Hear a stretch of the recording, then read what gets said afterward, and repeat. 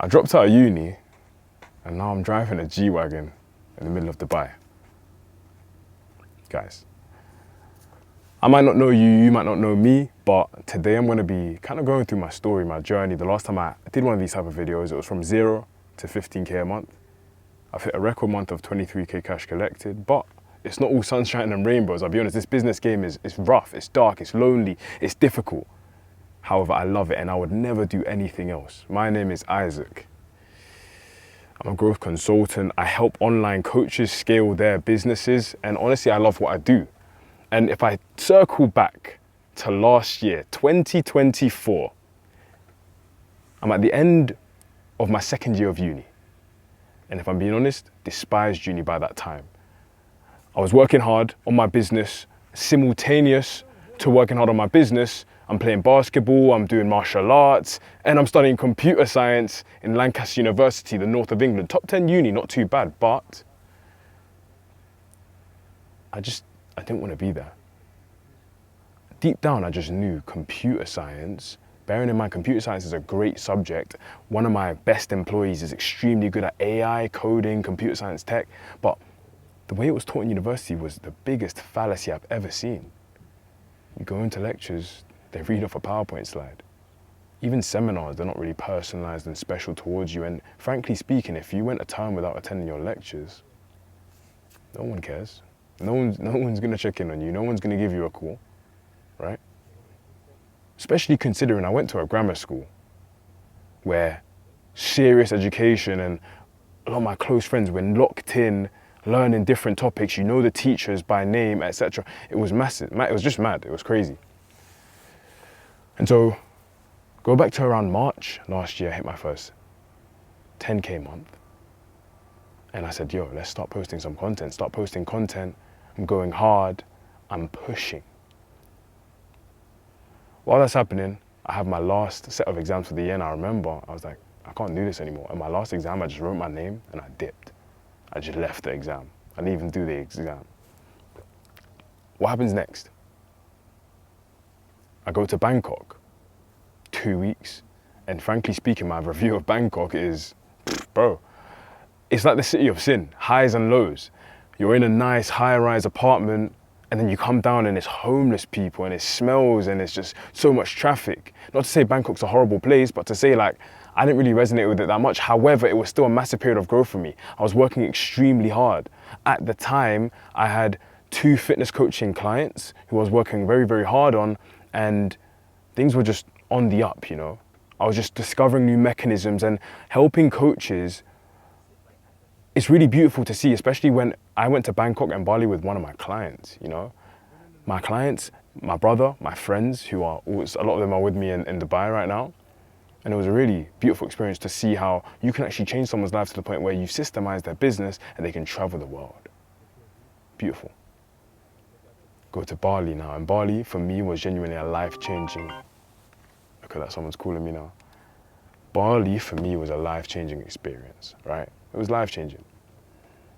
Not only is the energy in Bali crazy, but the people there, networking was extremely effortless. You say what you do, people come up to you. It's like people all in the online space trying to make it. There's a lot of online fitness coaches. It was a great environment. Loads of online coaches there. Dating coaches, sales coaches, business coaches. And that's actually where I met one of my clients, Tristan, social, big dating coach. And we started working together off the back of meeting there and connecting there, and us having loads of talks about how he could scale his business. Now, finish my trip at Bali, come back home.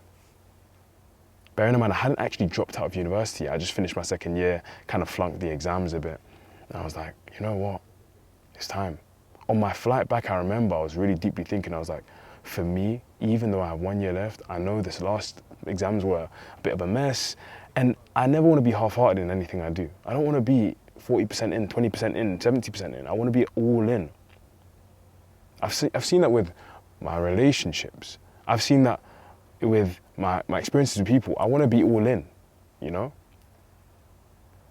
And so, I remember, I landed back in the UK. It was my brother's graduation.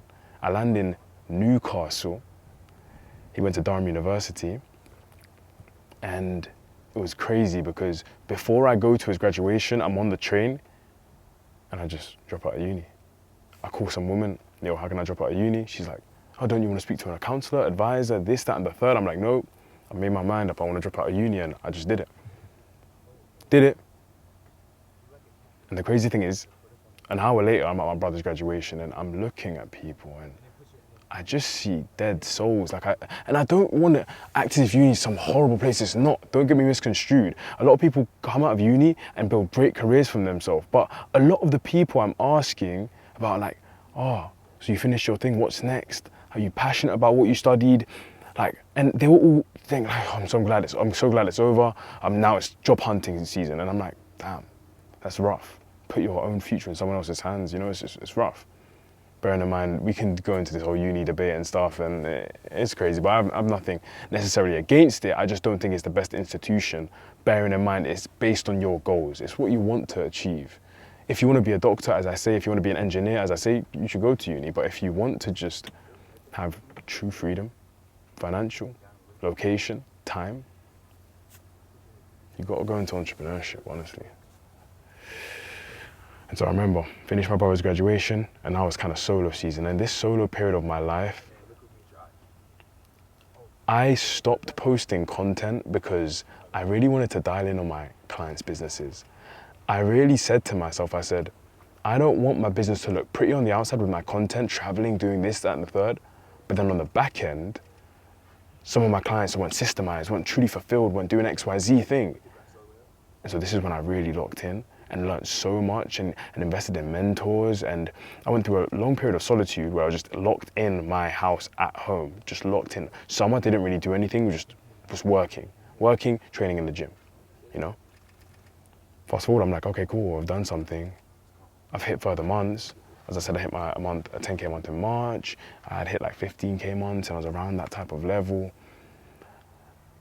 And then I began to travel again. And this time it was a bit different. It was in unique situations. I went to Budapest, met one of my mentors. Amazing experience, really gave me so much clarity. And that's when I had my first done with you client. And of course, I'm gonna make another video breaking down how I'm gonna scale to $100,000 a month, my plan. And then at least you can see how it pans out. But done with you is a massive part of that plan, you know? Because the fact of the matter is with done for you clients, while you can do incredible things with them, like I've done for some of my clients, you kind of have a bandwidth. You kind of have almost like a limit if you don't, unless you don't begin to hire more, right? So my first done with you client in Budapest, Hungary, based on the advice of one of my mentors. It was an amazing thing, and that was someone I signed for 12K USD for like 6 months. Great client. And then from there, I think I went to Dubrovnik, Croatia with my friend, Emmanuel, love him, great trip. I went to Nigeria for a month, and Nigeria was just such a tough experience, bearing in mind I couldn't even really run my business because no internet, electricity cuts off, parents, going to a conference. My parents are pastors, by the way, so it's like, bro, I had to go to a church conference. Not I had to, I chose to, but it was crazy, you know? And that really showed me who I was, because despite all the adversities, I still locked in and focused on my business, and I fixed bottlenecks and I fixed problems going on, and I still made it happen. Fast forward to December now, and from there, went to New York. Again, I always say these life-changing trips, but I think it's because I truly try and perceive everything from the trip. I truly try and drain all the value you can get from the trip, and that's when I went to New York. I went to WAP HQ. They flew me, my operations manager out, and I got 2 of my clients to come. And honestly, such a beautiful experience.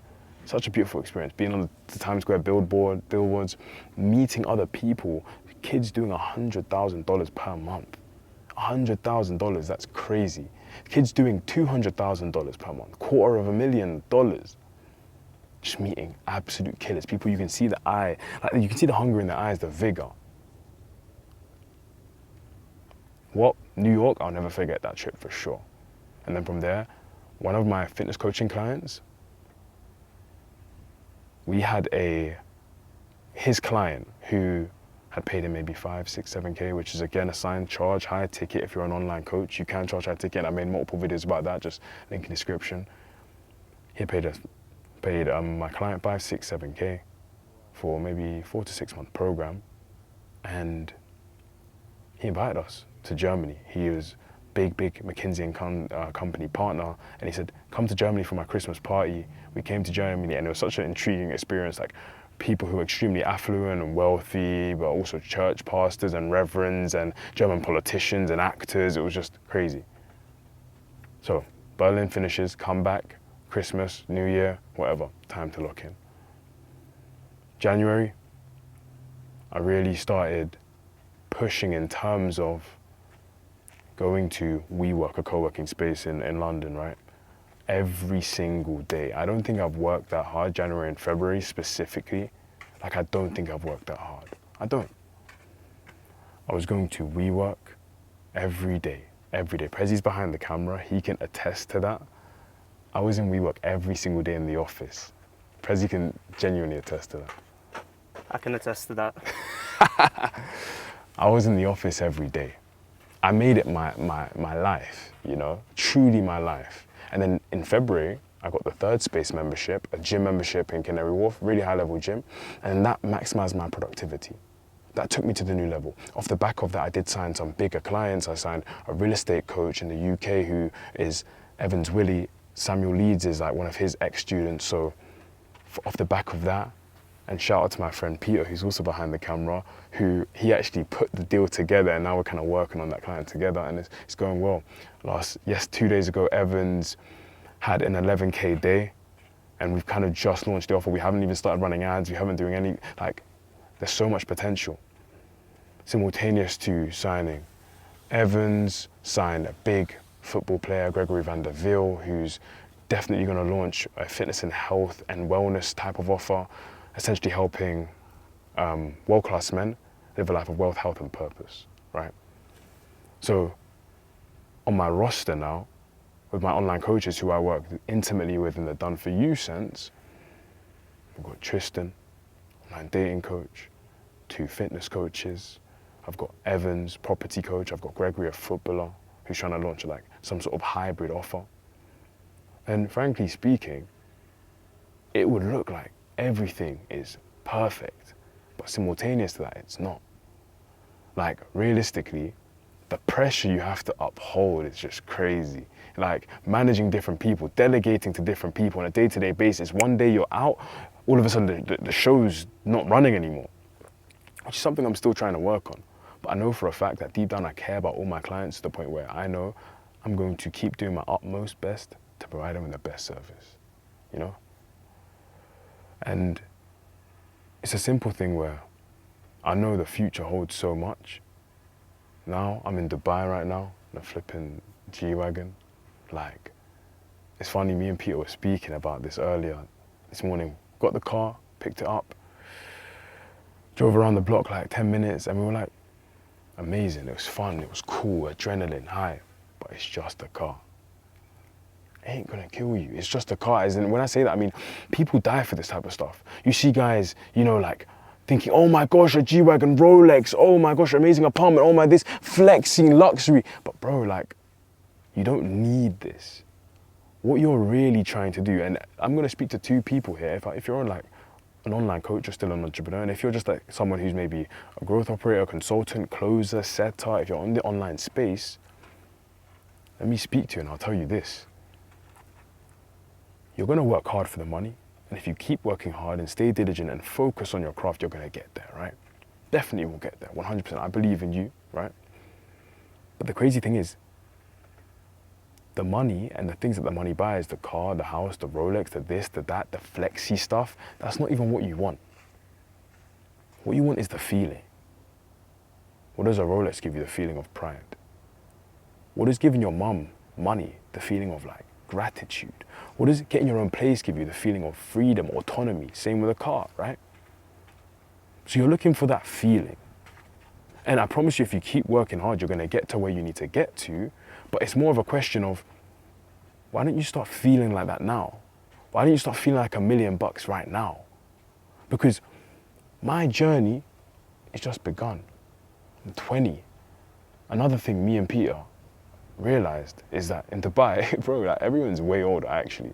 Yes, of course you're gonna get the 20-year-olds, the 19-year-olds, the 18, 17, 21, 24, but most people are 25 plus and like had the whole like life circle thing and then realized, damn, I gotta like live life to the fullest, damn, I got some of my own business, damn, I gotta do X, Y, Z, and they made it happen, right? Life's just really beginning for me and I'm extremely happy to be in this position.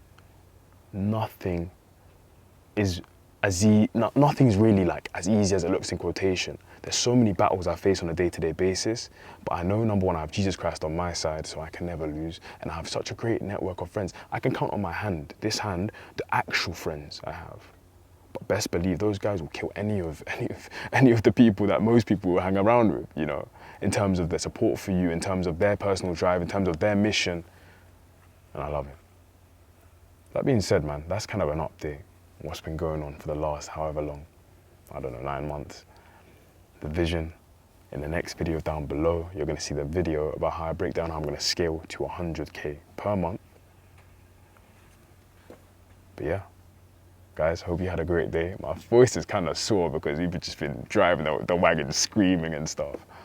But God made, God paid. Take care of yourself. I really appreciate you. Take care of yourself. Have a great day.